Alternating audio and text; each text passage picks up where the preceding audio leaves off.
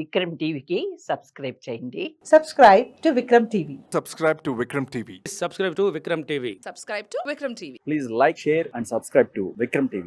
Hello నమస్తే, welcome to Vikram TV. మనతో పాటు కరీంనగర్ మాజీ మేయర్, ప్రస్తుతం కరీంనగర్, నిజామాబాద్, ఆదిలాబాద్, మెదక్ జిల్లాల గ్రాడ్యుయేట్ ఎమ్మెల్సీగా పోటీ చేస్తున్నటువంటి సర్దార్ రవీందర్ సింగ్ గారు మనతో పాటు ఉన్నారు. వారిని మరిన్ని విషయాలు అడిగి తెలుసుకుందాం. నమస్తే రవీందర్ సింగ్ గారు. నమస్తే అన్న.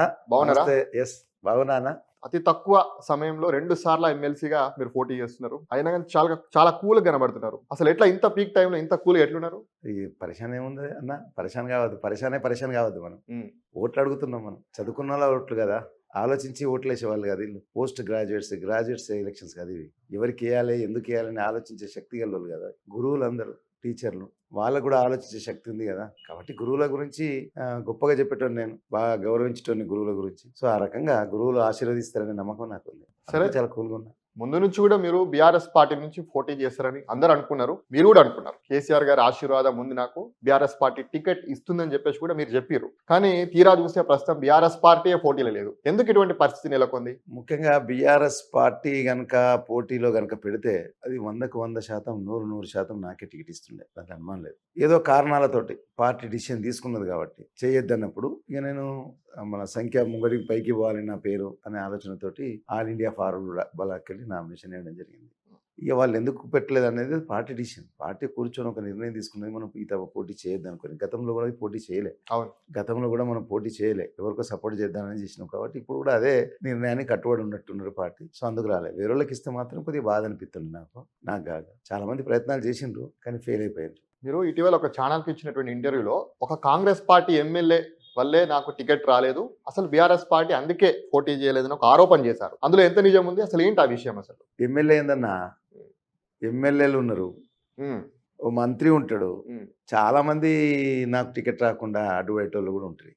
వాళ్ళు ఏ రకంగానైనా కాంగ్రెస్ టికెట్ అడిగిన ఆయనకు కాంగ్రెస్ టికెట్ ఇవ్వకపోతే బీఆర్ఎస్ టికెట్ తీసుకుందాననే ప్రయత్నంలో భాగంగా స్వయంగా చాలా మంది వెనకబడి ఆయనకు టికెట్ రావాలి, బీఆర్ఎస్ టికెట్ ఇయ్యిందని చాలా ప్రెషర్ పెంచిన సందర్భాలు ఉన్నాయి. చివరిగా కేసీఆర్ గారు ఇక్కడ కూడా ఆయనకు కొత్తలోకి టికెట్ ఇచ్చుడైంది, పార్టీలో జాయిన్ చేసుకునేందని వాపసు పంపడం జరిగింది. మేము ఇన్ని కోట్లు ఇస్తాం పార్టీతోటి ఉండి ఓ 20-25 కోట్లు ఖర్చు పెట్టుకుంటా అని చెప్పినా కానీ పార్టీ ఒప్పుకోలేదు. సో అది నాకు చాలా ఆనందమే. ఒక పార్టీ గౌరవ ముఖ్యమంత్రి, మాజీ ముఖ్యమంత్రి కేసీఆర్ గారు కొత్తలను తీసుకోవద్దనేది అన్నాడు, ఆ మాట మీద పార్టీ అంతా కట్టుబడదు. ఏమైనా ఉంటే మనోళ్ళమే పోటీ చేసుకోవాలి, మనమే గెలవాలి, మనమే అనుకున్నాం. కాబట్టి ఎవరిని తీసుకోలేదు. నాకేం బాధ లేదు అట్లా బీఫామ్ ఇయ్యనందుకు. పార్టీ ఒకసారి డిసిషన్ తీసుకున్నది చేయొద్దన్నప్పుడు న్యాచురల్గా ఇక చేయలే, దట్స్ ఆల్, అంతే. అంటే మీకు టికెట్ ఇవ్వద్దని చెప్పేసి ఇవ్వలేదా, లేకపోతే వాళ్ళ ఇన్ఫ్లుయెన్స్ వల్ల బీఆర్ఎస్ పార్టీ నాయకత్వం ఏమన్నా ఆ రకంగా నిర్ణయం తీసుకుందా? వాళ్ళ ఇన్ఫ్లుయెన్స్ కేసీఆర్ గారి దగ్గర ఎవరి ఇన్ఫ్లుయెన్స్ నడవదు సార్. ఇక కింద ఉన్న దగ్గర అక్కడ ఇక్కడ తిరిగిండ్రు, అవన్నీ పేపర్లో వచ్చింది అదంతా. ఇక నేను చెప్పుడేంది, నాకంటే ముందే పేపర్లో రాసిండ్రు. బీఆర్ఎస్కి పోయి టికెట్ పోయి అడుగుతుండ్రు, ఇంకొకరిని తీసుకుపోయినరు, ఎమ్మెల్యేస్ ఉన్నారు ఎంబడి అని. నేను ఏమంటున్నా అంటే అన్న, రాజకీయాలు అనేటివి చాలా రాజకీయ నాయకులు సమాజాన్ని సూచించాలి. ఇప్పుడు విద్యావంతులు కూడా నేను కాంగ్రెస్ టికెట్ అడుగుతా, కాంగ్రెస్ రాకపోతే బీఆర్ఎస్లోకి పోతా, బీఆర్ఎస్ రాకపోతే నేను బీఎస్పీలోకి పోతా, ఇక బీఎస్పీ లేకపోతే ఇంకో పార్టీలోకి పోతా.